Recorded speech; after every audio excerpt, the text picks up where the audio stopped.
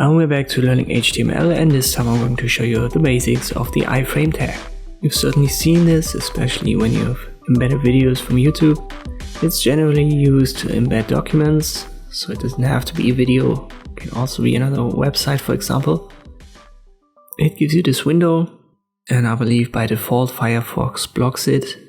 So don't worry too much if you get a warning message. Let us have a look at a real life example. I go to one of my YouTube videos and I click on share, and there you can see the iframe tag, and there are a couple of other attributes and values that you may not have heard yet.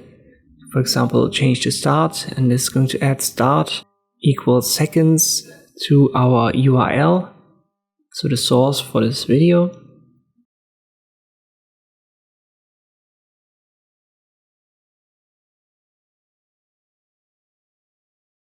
Let us go over these details a little bit.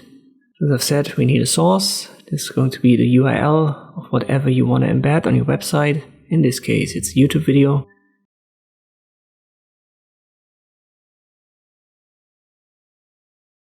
It's good practice to add a title, which is descriptive of what this embedded document is. So in this case, it's a YouTube video player. We can see that there's also a width and a height, so this determines the size of our frame. Values are pixel by default. What else have we got? There's a frame border, and if you give it a value of 0, it doesn't have a frame border, so that's just a number code for the style of the border. We can allow certain things, for example autoplay. Just to give you an example, as I've said, you can add a start to it. So if you have your URL, you play start, and then in seconds the start point of the video or audio.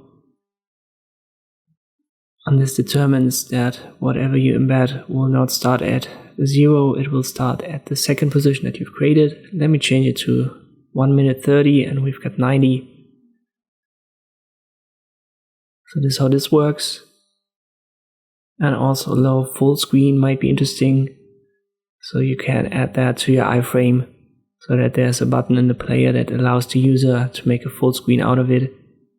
As I've already stated, you don't have to embed videos. It can be done for audio or even entire websites, so you can embed websites inside of websites using iframes.